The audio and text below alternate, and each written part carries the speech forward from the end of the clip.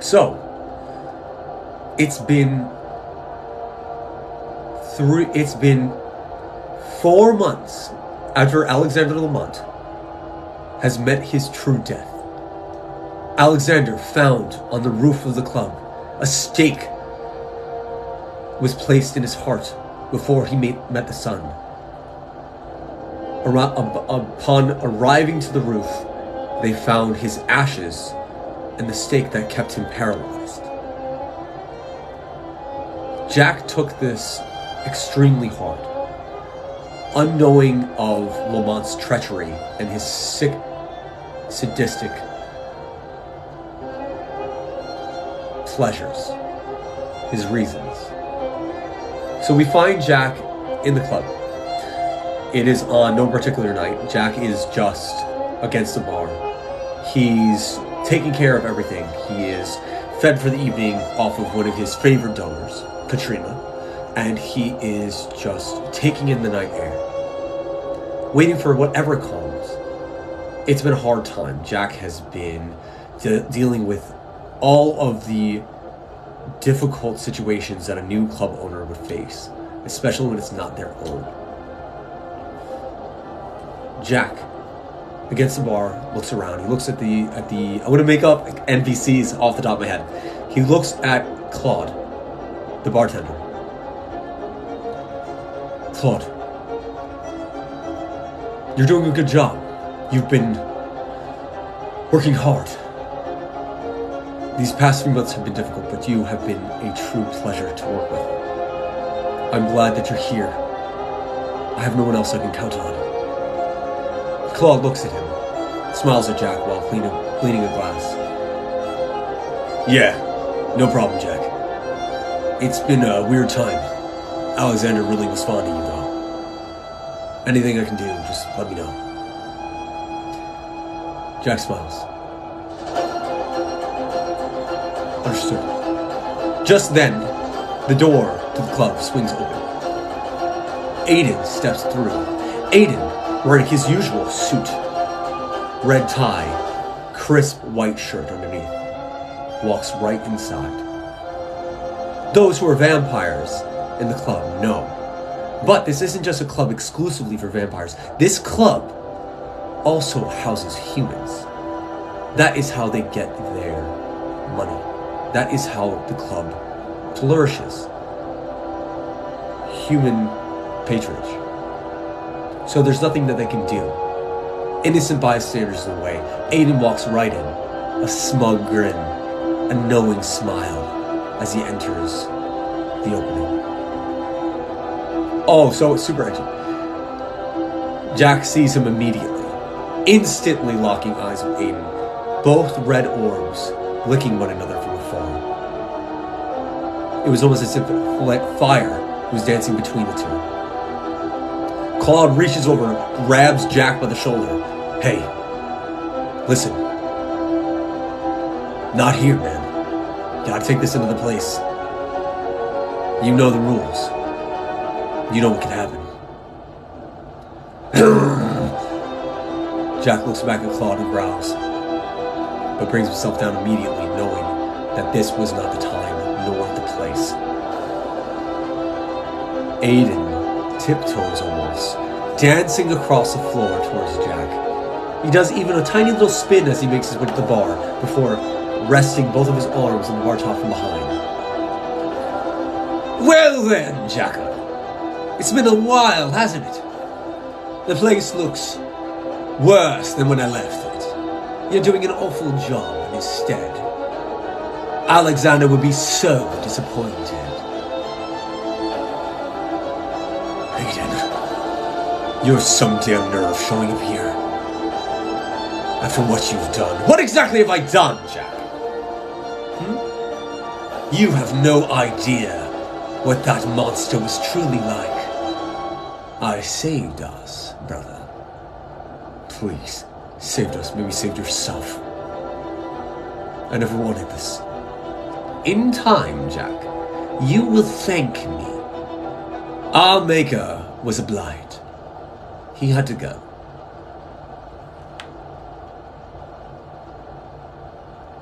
I may not have liked Lamont. Alexander may have been difficult and cruel, corrupt, but God, you murdered him, Aiden. You murdered him in cold blood. His blood, his death is on your hands. They're looking for you. They'll never find me, Jack. You see, I am like the wind, in and out so quickly, you could never hope to imagine how fast I truly am. They'll never catch me. Despite how much you wish they would. No judge, no justice, no jury, nothing. No law. But hey, you're doing fine here. Look at you. Aiden puts his hand on Jack's shoulder, pulls off a tiny piece of lint and throws it to the side. You're benefiting so much from this, aren't you? You're doing grand, Jack. So amazing. Jack swats his hand off his shoulder. Don't you fucking touch me! Claude looks at them both. We're gonna have an issue, guys. We're gonna have a problem. Aiden backs off. I don't have the problem. I am only a patron, coming to look at an old establishment that I helped build. Unlike you, Jack. Monster. Mongrel. Bastard. You were only a stray, remember? Alexander picked you from the street. Chose you, please. You were just another little thing, little plaything for him to toy with in his evening hours. Boy.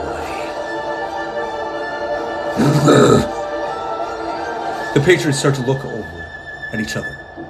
They start to look at both the men. Claude slams down a glass. Aiden, get the fuck out. Out, now. Oh, yes. Lamont's other pet project. I'm not afraid of you. You may think that you were chosen before because of some great purpose. But you, like the rest, were used. You'll see it eventually. I did you a favor too. I'm sure Jacko here will do better anyway. I mean, the place does look like shit. But you know, he'll pick it up. Eventually. Jack looks at Claude. Claude. Jack. If you want this, go outside. You know what can happen. You breach the rules. You know exactly what's going to happen. Thank you, Claude. Alexander always did speak highly of you. Yeah, man. Alexander and I go way back. Friends, you know? Kind of. Acquaintances. He was difficult, but he didn't deserve to die, man. Finish this. If you have to.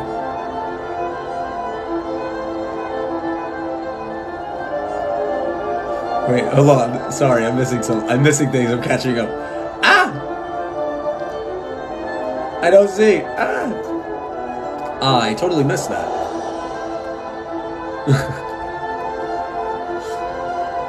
Anyway, so far, pause. Pause. So in my head, so I just made this character off the top of my head. Claude is an old friend of Alexander. Alexander gave him a job at the Paramount at the club in order to keep Claude safe from his own clan that wanted him kind of dead, who was on the other side.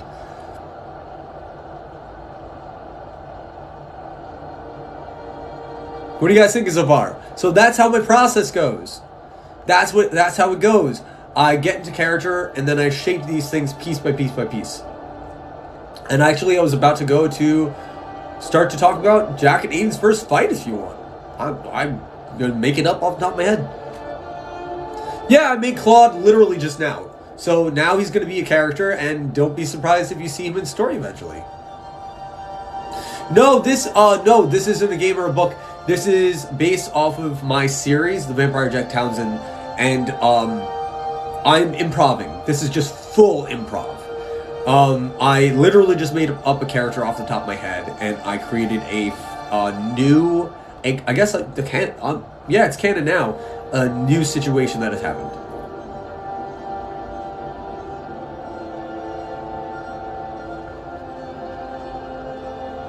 Oh yeah, Aiden totally gives Scar from Lion King vibes.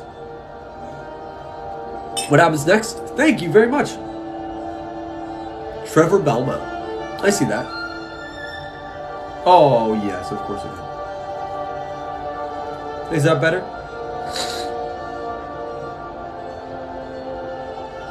Thank you! Thank you so much!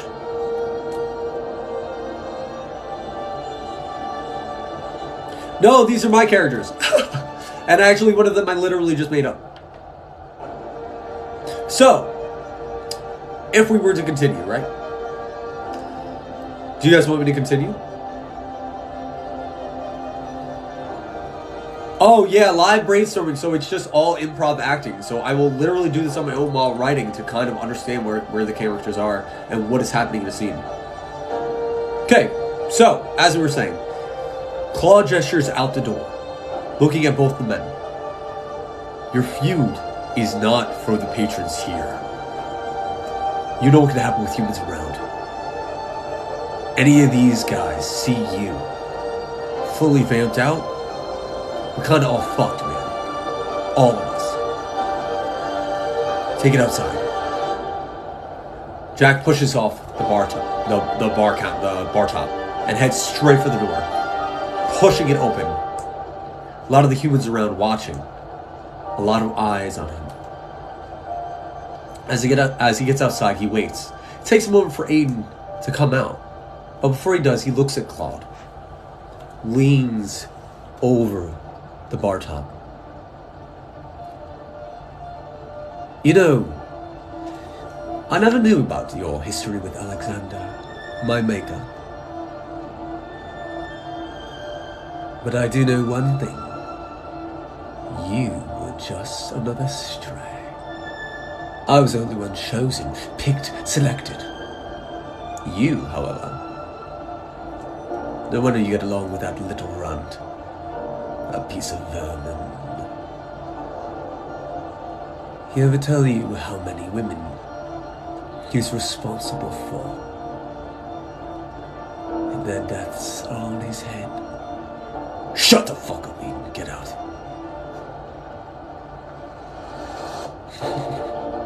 I've overstayed my welcome. I must see my brother now. Take care, Claude. Aiden turns. Walks out the door. As he walks out the door, Jack is in the street waiting for him. Anger flooding his veins, filling him like a fire that anyone could see. Well, Jacko! Ripper, you are so adorable. Look at you. What are you going to do exactly? Kill me in front of all these bystanders. Not gonna kill you here. You name the place, you name the time, and I will put you down. I'm gonna put you in your place, Aiden. Adorable little boy. You're so goddamn pathetic. Fine. Lead on. I will follow. Jack turns. Walks behind an alley. And guns it. The world melts away. Everything around him blur. His speed, his senses heightened. As soon as he is out of human eyesight. Up the street, into the wilderness. Waiting in the woods. Aiden stands for a moment and watches. This boy is a damn moron. Oh well, I may as well show him just what 100 years can accomplish. Aiden then bursts from his spot, not caring who sees him. A few humans on the street watch as Aiden erupts, taking off. Impossible speed. What the fuck? They start to panic. Claude walks outside. Hey, guys! Free drinks! On me! On the house! We're your night, right? Some crazy shit. Yeah. Yeah, oh, yeah, sure. We'll, the fuck was that? Claude brings him inside, sits him down. Weird times, huh? Here, why don't you, have a few drinks on me, okay? Elsewhere, however, Aiden and Jack weave in and out of each other, finding their purchase in the woods, in the deep wilderness. As they land, they stare at one another. Please, Aiden hisses. You really believe this is a good idea? You're a few years old. You're a damn fool. A weakling. I don't care what that old, stupid man saw in you. You've nothing. You are nothing. You've never been anything in your entire life. You really think you can handle me? I have killed thousands, boy. I have taken on warriors you couldn't imagine. And you really think you stand a chance? Jack pulls off his hoodie, throws it to the ground. I don't care. I don't care how long it takes. I don't care what it takes. You're going to die tonight. Please! You really think for a moment you can handle me? You're such a damn fool. Aiden erupts from his spot. A hand slapping Jack right in the face before Jack can even react. Cute. You really think you have what it takes? If you really wish for this to go down, I will oblige. Before Jack can react, flurries of punches are landing into his stomach, into his back, into his face. Jack swings wildly, falling to a knee. 100K? Yeah! Jack swings wildly. None of his hits finding purchase. Oh, little Jacko. Ooh. What's wrong? Alexander's not here to help you. Poor little pet. Poor little vampire, you're so pathetic. Your father isn't here to protect you. Not that he won't. Aiden continues to pelt him. Another punch straight to the cheek, sending Jack straight to the ground. Your mother. God, if she was still alive, imagine how disappointed she would be. So pathetic.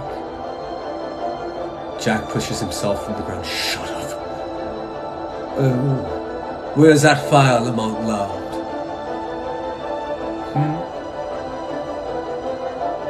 Where is it? You're nothing! Aiden continues to pelt him over and over again, stopping to stomp on his back over and over. Nothing! Pathetic! And your sister, who you were supposed to protect, where is she now? Where is she? Where is your dear little Chloe? Abandoned.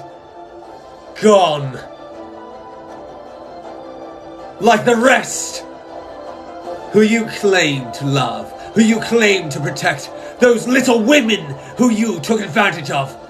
Gone, dust in the wind, nothing more. Pathetic.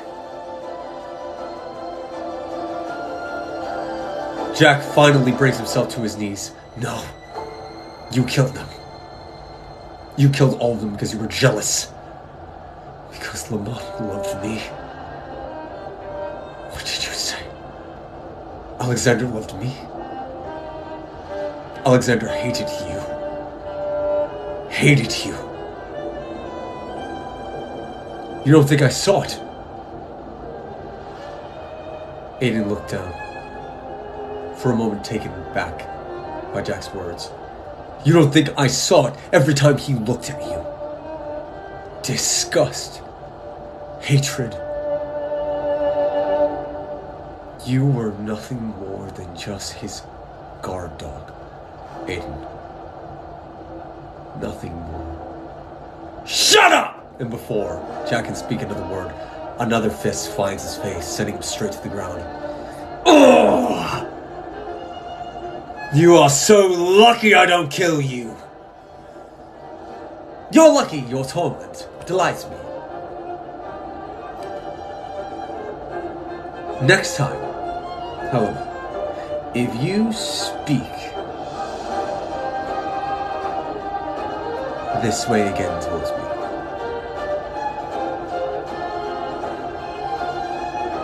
well, perhaps it'll be you on that rooftop next time, Jacko. Smoldering, smoking in the sun like your damn maker.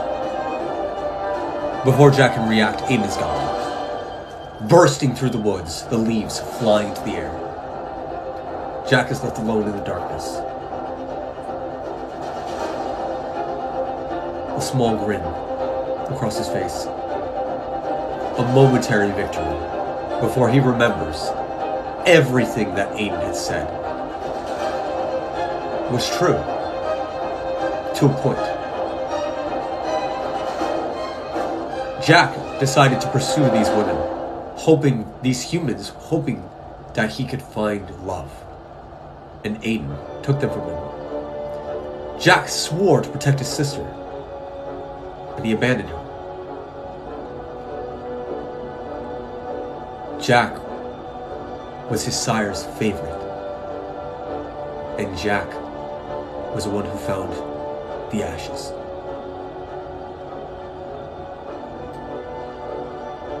Jack curls into a heap on the ground, his arms cradling his head as he begins to weep.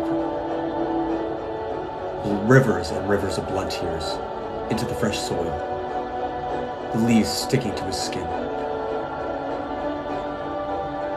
Where is Chloe? And scene.